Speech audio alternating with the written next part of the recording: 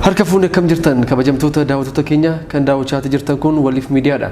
Egaa qophii keenya irraatinis keessummaa qabna. Keessummaan keenya irraa Galataa Jaarati. Qophii kana immoo simbiraan kan ga'u ajaa'iba ajaa'iba. Hayyeen daawwattoota keenya har'aa Galataa Jaaraa wajjin argamna. Galataan Jaaraa abbaa ogummaa hedduudhas gaazexeessaadhaas fayyadame. Siinerii kodha yoon jedhe natti tola.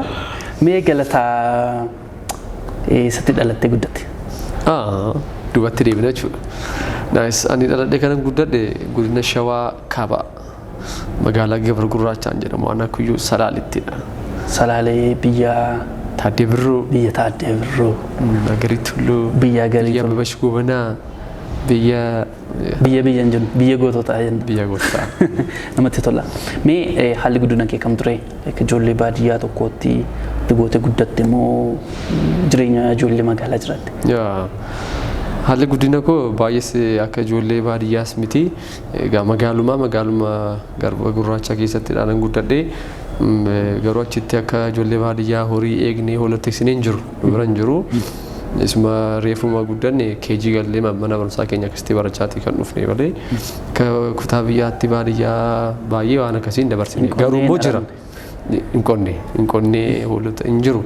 Magaala teenyema sa'aatu jira dhattee warra eeganitti geessitaa kan hin deebitaa malee isa baadiyyaatti waan akkasii garuu beekna dhiyeenyumaan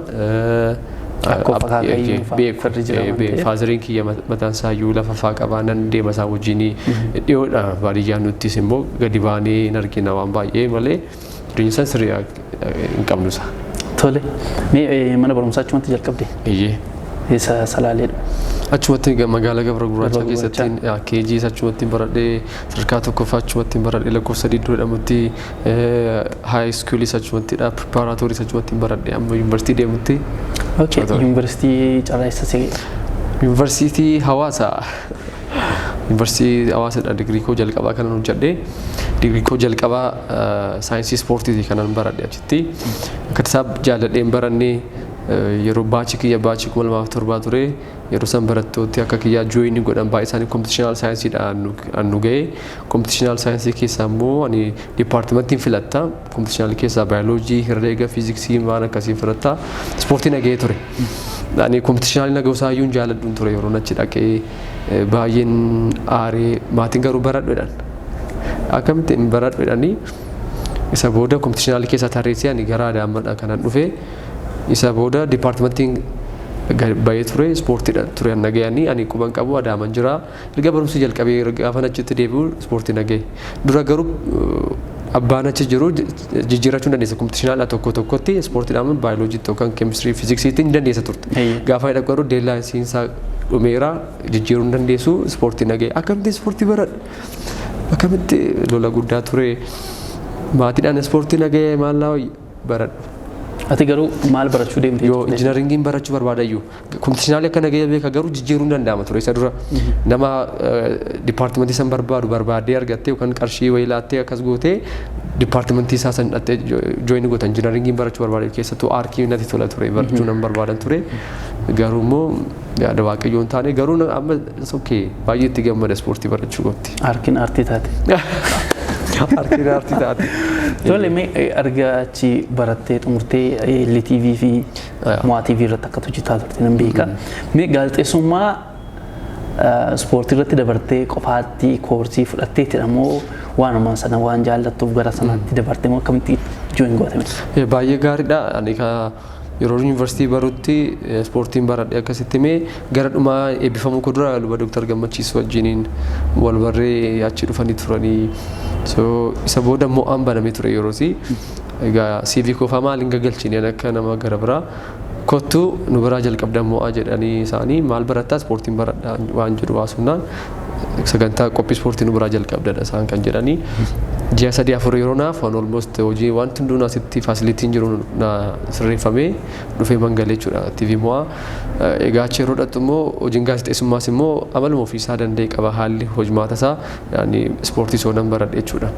Garuu maalidha ani saayinsii ispoortii oduu ispoortii waan baradhe san profeshinii isaanii hojjedha jechuudha. Garuu immoo akkaataa dhiyeessii akkaataa itti immoo barreessitu naariitu gootu wantoota akkasii immoo tokkoon ijoolleen keenya achi keessa jiran immoo si gargaaru sitti immoo waan godhanii fedhii isaas immoo hojjechuun barbaada taanani egaa miidiyaa irraa dhaggeeffachuu dandeessaa ilaaluu dandeessaa gara sanitti of fiduu dandeessaa garuu immoo salphaa miti. Viidiyoo gaafa guyyaa jalqabaa istiidiyoo seenee ittiin qorame tokko gaafa nama argu kolfaddu jechuudha. Maaltu qunnamte? Waayyuu na qunnamnee istiidiyoon beekuu kaameraan beekuu laayitii manichaan beekuu baay'ee ifa adiidhaan argitu kaameraan dhaabbataa istiidiyoon mataan isaa immoo jalqaba yeroo ta'u si sodaachisaa. Dhiyeesseen beekuu dubbiseen beekuu akka tasaa dhaqee tana mee yaalaa mucaan kun jedhanii na galchanii isa booda teebiliin godhamee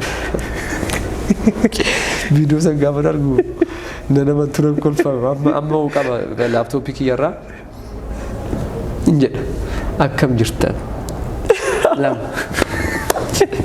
kuma kubbaa so baay'ee jooy godha garuu immoo gaarii ture akka nama jalqabutti gaarii ture kan fooyyisaa dhufee gara waggaa tokkoof waan ta'ee ispoortiin hojjedhe mo'aa TV irraa akkasuma immoo sagantaa mataa koon jalqabee waltajjii mo'aa kan jedhu kana gidduutti immoo waggaa tokko hojiin kiyya gaarii taanaan LTV irraa afaan Amaariffaan immoo oduu ispoortii ofii kiyyaa barreessee ofii kiyyaa nan dubbisan ture iyyuu achittis aankariin ture egaa waggoota gara 3 ta'an. Sana irratti amma dura afaan Oromoon hojjetaa turte Gabra Gurraachaattis afaan Oromoon baratte natti fakkaata. Mee gara afaan Amaariffaatti hojjechuun xiqqoo ishee sittin ulfaanne moo sumaayyuu hin dandeessa turte?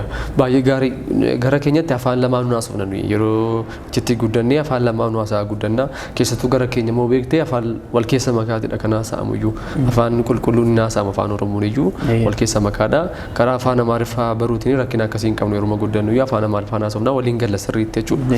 Caalmatti immoo gara kutaa 11 immoo yeroo dhufnees immoo moora afaan Amaariffaa kilaasii akkasiin hin baradhan ture jechuudha. Gaarii ture afaan Amaariffaa irratti barreessuun koos haasa'uun koos gaarii ture jechuudha. Kanaaf ogummicha immoo afaan Oromootiin hojjechaa waan jiruuf afaan Amaariffaatti jijjiiruudhaa fi waan gochuu qabdu gochuudha malee waan guddaa sin gaafatu beeka waan hin dandeef isas beeku turan doktariin gaafa achiin ijoolleen turan gaafa gadhiisanii maal inni afaan Amaariffaanis hojjechuu hin danda'edha achitti ganna fedhanii afaan Amaariffaan waggaa tokko isee ture.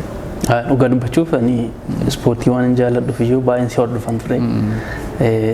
Hadammoo carraa ta'ee akkasitti gaafatee haasa'u baay'ee hin gammada. Tole mee gara ijoollee Waaqoofaa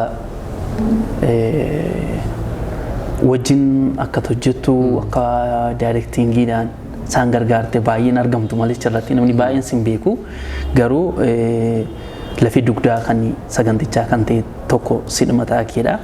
Mee isaan wajjin akkamitti wal bartee akkamitti wajjin hojjechuutti kaatime? Yaada baay'ee gaarii maal ture koofiin tiim jooyin yeroo godhu koofiin tiim hin beeku ture hin beeku garuu yaada aartii qaba yaada aartii akkasitti yeroo hojjennee maal odoo goonee waan jedhu qaba. Kanaaf sagantaa waltajjii mo'aa irratti gaafa jalqabu maaliif waan akkas koomedii ta'an kana hojjennu waan jedhu yaada qaba. Isa dura eenyuun beeka waaqoo duwwaan beeka waaqoo shaashamanneetti dhimma wal arginee turre shaashamanneetti wal barree turre waaqoo wajjin hojii aartiis reefu gara jalqabaa waan ta'e hojjete ture milkeessaan beeku amaanu'eeliin beekuun ture. So mo'aa dhufee yaadi kun keessa bula yoo argite ta'e miidiyaa irratti isa yeroo jalqabaa waaqoti kootiin dheeratee isa amaanu'eel dhuuf tokko isa waaqoon hoolaa bituu dhattee mirqaanee hin qaamee ilkaan isaa seertu tokko. Hojiiwwan akkasii sun inni jalqaba ture isaa wajjin kan hojjenne jechuudha hojii jalqabaadha. So yaada kanan qaban ture iyyuu isa jechuudha. So isa itti dheeratu kana fa'aa achiin waaqoon argadhee waaqoo teenyee akkasiidha waan akkasii hojjechuun barbaade sagantaa ayyaana ture bara haaraa ture. Akkasiinaan maarree koo qabadhee ani immoo ijoollee biraa wajjin hojjechiisuuf yaade isa waaqoo dura immoo ijoollee mana barumsaa seeminaarii maqaan ishee barata wajjin immoo waan tokko isa dura hojjennee turre achuma irratti TV mo'aa irratti isa wajjin akka jooyin godhuufan ture lakki ijoollee akkasii immoo jiru amaanu'eel burraayyuu deemee na barsiisee miikii waamnee argannee egaa yaadota keenya jalqabnee TV mo'aa irratti jalqabne jechuudha. Isa booda TV mo'aa irratti erga jalqabnee yuutuubii egeree irratti immoo viidiyoon keenya dhufuu jalqabe jechuudha. Egaa yeroo tiimii isaan already wajjin hojjechaa turan yuunivarsiitii tokkotti baratanii waldaatis hojjechaadha kan turan isaanii. Haalli bakki dhaloota isaanis naannoo tokkos waan ta'aniif wajjin turan isaan. Garuu erga hojicha immoo wajjin hojjennee gaafa laallu walitti dhufne immoo caalas akka hojjennu gaarii akka ta'u isaanis baranii duraan hin barre isaan jooyinii gochuudhaaf egeree irratti isaantu dura jalqabe viidiyoo jalqabaa isaantu jalqabe gaafa ilaalan galataanis jooyin odoon godhee waan jedhu kaasanii na waamanii egaa waliin taanee hojii akka ammaatti dhufe kana wajjin hojjechuudha kan jalqabne mo'aas yeroo hin jiru iskiriptiidhaanis waan tokko tokkoon daayirektingii waan jiruuni wal gargaaradha kan hojjechaa turre ergan immoo mo'aa dhiiseen booda immoo almost amma gara waggaa lamaattidha kan jiru. Hojii keenya godhannee sagantaa hojiiwwan yuutuub irraa akka argitee tiivi irratti immoo hojii sirna koo deematee turan wajjiniin taa'edha kan hojjenne jechuudha. Garuu mana deeman isaan waame. Tole mee ati hojii guddaa hojjetaa jirta. Mee kana barumsa waa'ee tiyaatiraa dabalatee waa'ee aartii wanta baratte qabdaa? Yaada baay'ee gaariidhaan duu yeroo ammaa kana maal barattee akkamidha mana barumsaa akkam seentee wantoonni jedhanii baay'ee gadi bu'aa dhufaniiru. Sababni isaa barachuu fedha qabaanan eessayyuu teesseen baratta jechuudha barumsa jechuudha har'a. Bilbila keenyarra waan barbaade ittiin barachuu dandeessa itti fayyadamtu taanan jechuudha. Kanaaf yeruma sana yeroon koofiin wajjin hin jalqabnu scriptii writingii maalidha, story telling maalidha, directingii maalidha, production maalidha, kaameraan maalidha, angiliin maalidha, cinematography maalidha wantoota dhan kana nan baradha jechuudha, nan beeka jechuudha. Nan dubbisa online irraa viidiyoowwan garaagaraa fiilmiiwwan garaagaraadhaan ilaala.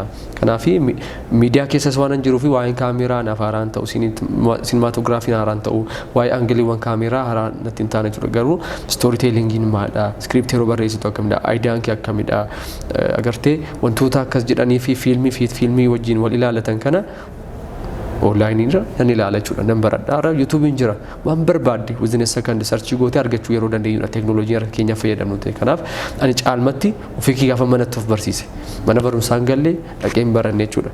Kanaaf asitti barachuu dandeessee fi beekta taanan inni guddaan hojii kee nama amansiisudha. Har'aas irraa eegama jechuudha. Waraqaa kee duwwaanis gaa miti waraqaanis immoo barbaachisaadha. Barbaachisuu miti hin barbaachisa garuu waraqaa irratti immoo maal dandeessadha. Kanaaf waan dandeessaniin aartiin immoo caalatti jaalala isaaf qabdu of kennuu isaaf qabduu fi waan dandeessan ittiin argisiisudha. Waraqaa qabaattiin argisiistu taanan maal gatii qabaa jechuuti. Kanaaf ani manumattiin ofii kiyyaa waan baruu barbaadu jajjabinaan fedhii mataa kiyyaatiin hojicha keessaa man jirutti immoo waan san beekuu qabda atleast beekuu danda'u qabda jechuudha. Mana barumsaa san keessa osoo hin dabarre wantoota ijoo ta'an meeni waan ta'an waan baruu danda'u qabdu amma fakkeenyaatti gaazexeessummaan baranne garuu hojii gaazexeessummaa hojjetta atleast garuu nama tokko interviyuu yeroo gootu maal goota simannaan kee maal fakkaata oodiyensii kee akkamitti rispeektii goota keessummaa kee akkamitti rispeektii goota wantoota jedhan kana waan formaalii ta'an waan beekuu qabdu beeknaan hojicha hojjechuu hin dandeessa jechuudha. Waggaa sadii sitti fudhachuun dirqaman ta'u jechuudha. Kanaaf ani caalmatti manattiin of barsiisaa namoota irraa akkasuma nan baradha. Even waan immoo koofiin keessatti guddaa immoo galateeffadhu maal akka ta'e beektaa gara jalqabaallee ani ogummaa isaa odoon hin qabaatiin manattis baree beezikii waan ta'an isoo nan bare guyyaa tokko fuula natti guuranii beekan. Ati hin beektu yookaan ati hin barannee yookaan namni tokko yeroon haayilaandiitti darbadhu jira. Yeroon isaan arrabsu jiraachuu danda'a hojicharraa kan ka'e jechuudha agartee yookaan wanta yeroo ati aartu jira guyyaa tokko akkasidha jedhanii waggoota sadii caalan hojjennu keessatti nam tokko jaalalaan hojichaan hojjennu beeku amma daayirektara ta'utti akka daayirektara tokkotti na kabajanii na wajjin hojjetu kaleessa akkas hojjenne fiilmii akkanaa hojjechaarra waaqunis hin jiru waan akkasii. Kanaaf inni guddaan hojicha san bartee jira ani immoo caalmatti immoo aartii keessa kanan dhufe jaalalaanii waan an beekuu qabu garuu intarneetirraa baree horadhee hojiitti kaara jechuudha. Tole qophii yeroo gabaabaatti jalqabdanii jaalala guddaa kan leellistoota aartii Oromoo biratti kan isin argattan qophiin kan qalaqaan mee akkamitti hoogganaansidha akkamitti jalqabuu dandeessan yaadicha akkamitti dhufee mee bu'aa bahii isaas mee gaggabaabseeti daawwattoota keenyaaf qoodi. Tole yaanduu galatoomii egaa kan jedhee gara jalqabaa koofiin wajjin hojii aartii keessadha kan turre egaa waggoota gara sadiin ta'a erga hojii kana hojjechuu jalqabne. Kanaaf aartii Oromoo maal qabaa akkamitti jira maal keessarraa maal hojjechaa jirra gita kamitti immoo hojjechuu dandeenya iyyuu inni amma jiru kun immoo nu ibsaa saba kanan ibsaa aadaa keenya wantoota jiran duudhaan keenya maal fakkaataa jedhu bartaa jechuudha. Kanaaf achi keessa teessee amma maal hojjechuu qabna. Kaleessa koomedii hojjechaa turre gama aartii diraamaa kanaan hojjechaa turreerra. Achiin immoo maal immoo hin qabnu waan jedhus immoo ilaala deemta. Ammas immoo waan baay'ee waan dabaluuf hojjennu akka qabnutti garuu taa'ee kana ilaalan ture jechuudha. Kanaaf waltajjiin tokko akka nu barbaachisu keessa goon dhufa ture. Waltajjiin tokko waltajjiin aartii namoonni kenna aartii qaban mana isaanii keessa jiraachuu hin danda'u. Warri carraan arganne waltajjii barbaadan odeensii barbaadan carraa argatan waan guddaa hojjechuu danda'an namoonni akka jiran nan beeka. Kana malee immoo jaallattoonni aartii barbaadan ilaaluu barbaadan ittiin bohaaruu barbaadan irraa barachuu barbaadanis immoo iddootti dhaqanii waan san ilaalan waan san barbaadan akka jiran nan beeka jechuudha. Yeroo baay'ee waan akkasii nan dhagaan ture. Dhabnee akkas goone bakka dhannu dhabnee akkas taane jedhu yeroo baay'ee yeroo irreechaas waan akkasii nan dhagaan ture. Kanaaf waltajjiin akkasii akka nu barbaachisu dhufa ture keessa gootti. Kanaaf eenyutu sammuu nu godha akkamitti ta'a maal ta'a jedhu sun namaan biraarraa deebiin argattu. Kanaaf ofii keetiif jalqabuu qabda. Akkamittiin jalqabaa wantoonni jedhan baay'eedha rakkisoo waan baay'eetu jira. Egaa akkasitti yaadi kun keessa dhufa yeroo hundumaa jechuudha. Kanaaf maal jedhu kalaqana aarti. Kalaqana aarti kan jedhu isteejiin akkasii nu barbaachisa kan jedhudha yaada keessa kan dhufe. Kanaafidha kalaqana aarti anumatu yaadi kun gara kiyya dhufe ijoollee hundeessee tiimii kalaqan hundeessee isaa waliin taanee hojii amma argaatii jiran namoonni dhufanii waltajjiirraa laayivii daawwachaati jiran kana qophiiwwan hedduu kan of keessaa qabu qophii kalaqan aart isaanuu marsaadhaan ji'aan daawwattoota biraan ga'uudhaaf hojii kanadha hojjechaatii kan jiru jechuudha. Tiyaatira hin argisiisna yeroo yeroodhaanii koomedii odeessa qof dubbii walaloo wantoota garaagaraa baay'ee kan muuziqaa jaas muuziqii dabalatee qophiiwwan hedduudha waltajjiirraa daawwattoota biraan ga'aati kan jirru. Egaa akkuma mootis argite daawwattoota biratti baay'ee nu jaallatamee jira qophiin keenya inni marsaa lamaanuu jechuudha. Hojii kana keessa kan beektu dadhabbii baay'eetu jira. Qophii gita kanatti qopheessuudhaaf faayinaansii guddaadha kan si gaafatu humna guddaadha kan si gaafatu yeroo guddaadha kan si gaafatu jechuudha. Karaa yeroo ijoolleen inni wajjin hojjedhu duubatti kan jedhan miti yeroo isaanii kennanii humna isaanii kennanii ijoollee hojjetanidha. Akkas taane maal taane warra sababaa miti baay'ee isaanii warra hojiidha ijoollee hojiidha tiimii kiyya keessa kan jiran. Akkasuma garuu gama maallaqaan yookaan immoo faayinaansiidhaan hir'ina baay'eedha nu bira kan jiru. Ga'aa ta'ee miti kan hojjettu gaafa maallaqni baay'een jiraatu hojiis akkasumatti hojii guddaan hojjetta jechuudha. Hir'inni maallaqaa hojii kee xiqqeessuu hin danda'a jechuudha. Inni guddaan barbaachisu garuu maallaqa miti yaada jechuudha. Yaadi guddaan hoo jiraate maallaqni hoo jiraate waan guddaa hojjechuu dandeessa. Garuu lamaanuu wal deeggaran immoo caalmatti waan guddaan hojjetu waan ta'eef jechuudha. Maaliif aartiin keenya kana caalas hojjetamuu hin danda'a. Kana caalaa waan guddaas argisiisuu hin danda'ama. Ijoolleen keenya dhufanii waan hojii gaarii hojjennee yookaan namoonni hojii gaarii hojjetanii hojii dinqiidha hojjetamee hin beekan yeroodhaan dhufanii akkas gootee taankii yeroodhaan no aartii keenya miti kuni. Aartiin keenya gita kanatti guddatee osoo hin taane kaleessa aartiin keenya waan hin jireef ishee kana leellisaa jirra malee aartiin keenya kana caalaa odoo ta'e ishee kana leellisnu. Kanaaf kaleessa aartiin keenya kana hunda miti jechuudha an jedhudha.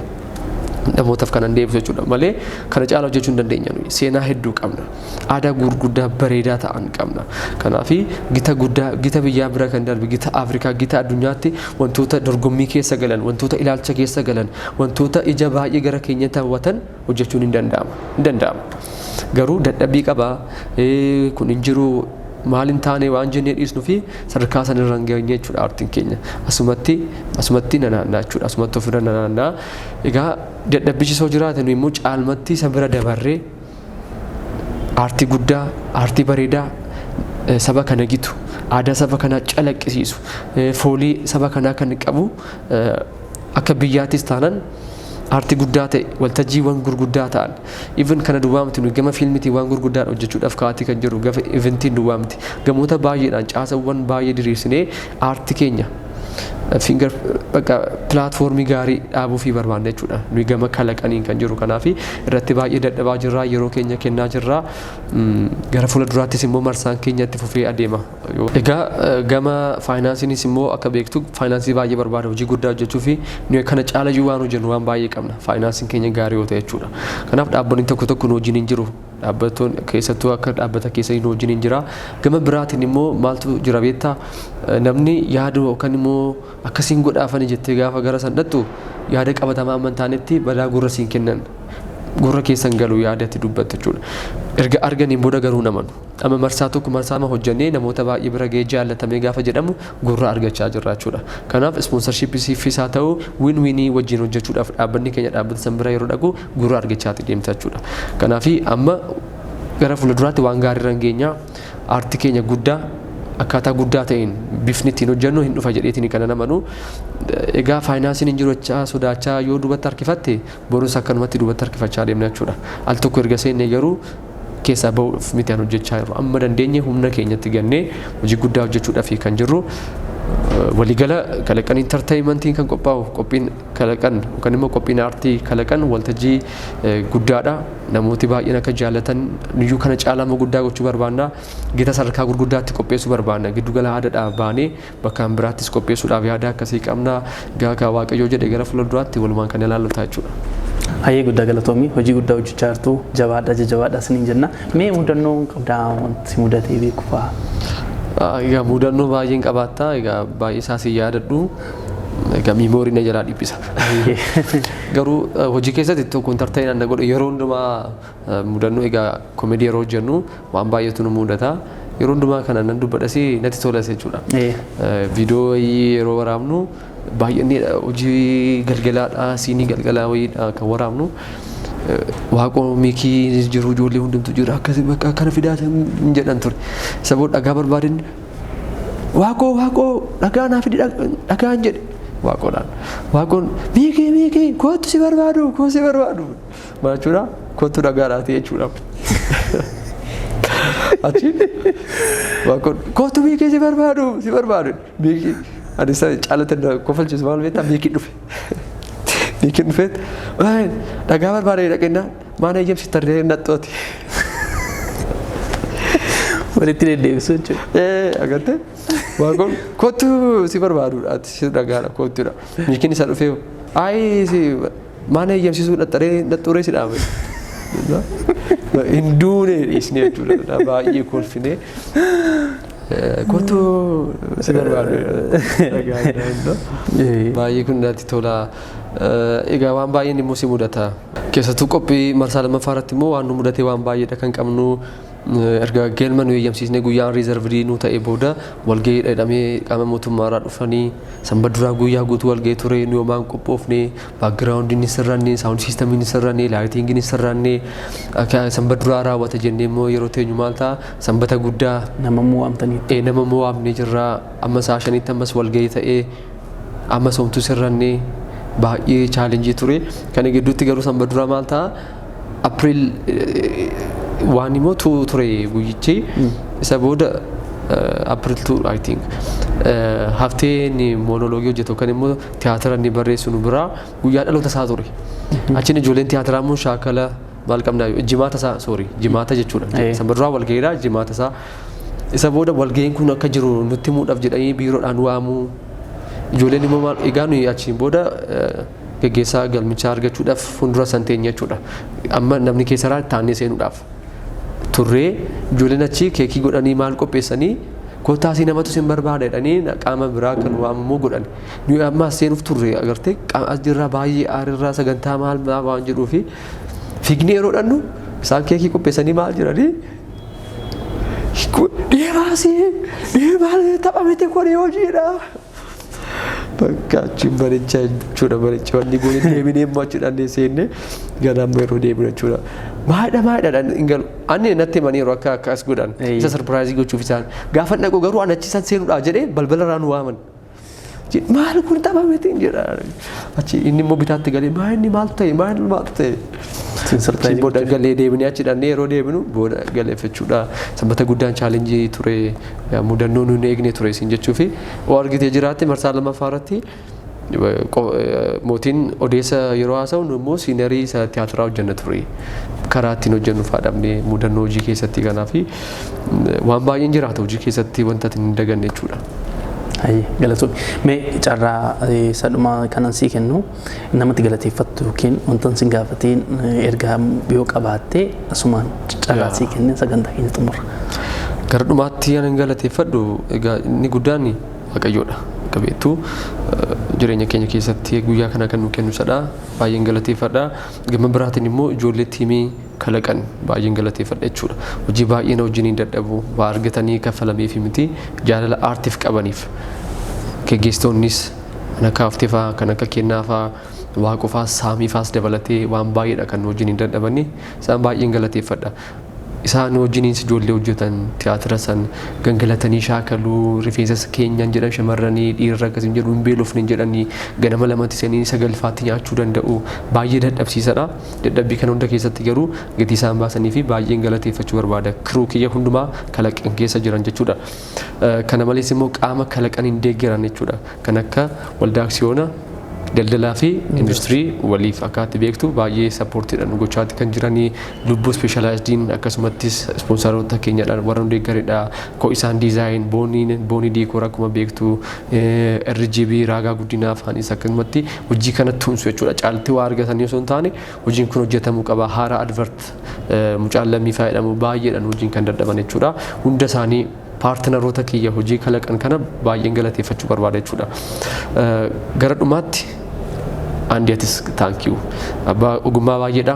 Abbaa aartii fakkii ogummaa ammoo hojii gaazexeessummaan kana duddubattis immoo waan baay'eedha hojjechaa kan jirtu. Thank you atis jabaadhu. Daagii piikchar obboleessa keessa gabanumaan nan galateeffadha. Innis yeroo yerootti nu wajjiniin koomitidii ta'ee kan hojjechaa jiru. Ijoolleen piroodakshinii kiyyas nu wajjiniin baay'ee dadhabuu naatiif faan abdii faanii baay'een isaan galateeffachuu barbaada. Egaa waan baay'ee kaasuun danda'ama namoota galateeffattu namni dagadhee jiraate naaf galchanii waldaan aksiyoona keessan jechuudha. Trade if industirii jabaadhaa jechuun barbaada. Gamanumaanii hojiin isin hojjechaa jirtan hojii boonsadha. Hojii saba kanaati keessattuu gama industiriitiin gama daldalaatiin waan baay'eedha jijjiiraa kan jirtanii. Shaayiin nu harka ga'ee jira. Buna yeroo gabaabaatti. Buna immoo yeroo gabaabaa keessatti nu bira ga'ee buna dhunnaa gama industiriitiinis immoo gama nyaataa gama warshaawwan garaagaraatiin waan baay'ee argaa jirra. Gamanumaan akka jajjabaattaniin barbaada. Gama miidiyaanis immoo dhufaa jirtanii miidiyaa gaarii miidiyaa daldalaa miidiyaa industirii kan ta'e gama oomishaa wantoota baay'eedhaan immoo akka dhuftan abdiin qaba. Gara fuulduraatti jabaadhaa waan baay'eedha buusaa kan jirtan saba kanaa fi caalmatti immoo yeroo guddatee ija isaa immoo baay'ee agarra. Akka har'aa kana miti bubbulaa bulee garuu waan guddaa agarra waliif biraa jechuudha. Baay'ee isin galateeffachuun barbaada. Thank you. Ayyo ulfaadhu. Galatoomii. Yeroo keerraa qooduudhaan asitti argamuudhaan gaaffii keenya deebii babbareedaa waan nu laatteef guddaa galatoomii. Ulfaadhu. Daawwattoota keenya qophii nuti galataa jaarraa wajjin qabaannee akka irraa baratan akkatti bohaartan abdii guddaa qabna. Qopheessaan qophii kana Anaanduu Geetaachoo ogeessi kaameeraa keenya Amaanuweel Waaqturaa ture. Torban keessumaa biraa qabannee amma isin dhiyaannutti nagaan tura.